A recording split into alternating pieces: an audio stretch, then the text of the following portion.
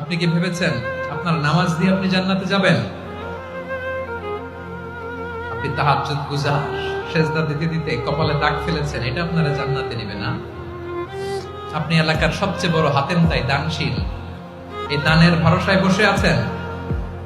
Question কালো আমাদের নামাজ, আমাদের রোজা, আমাদের ইবাদত, এগুলোকে মিজানের পাল্লায় উঠালে কোনো ওজনই হবে না।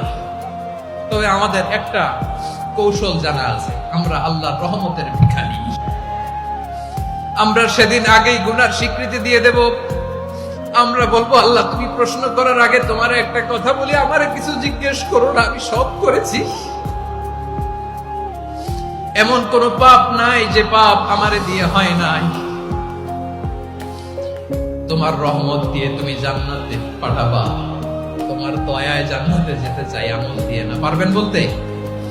কিয়ামতের দিন আমরা বলবো, আল্লাহ আমার আমল দিয়ে জান্নাত চাই না, আমি তোমার দয়া দিয়ে জান্নাত চাই। তোমার দয়া ছাড়া আমার কোনো উপায় নাই।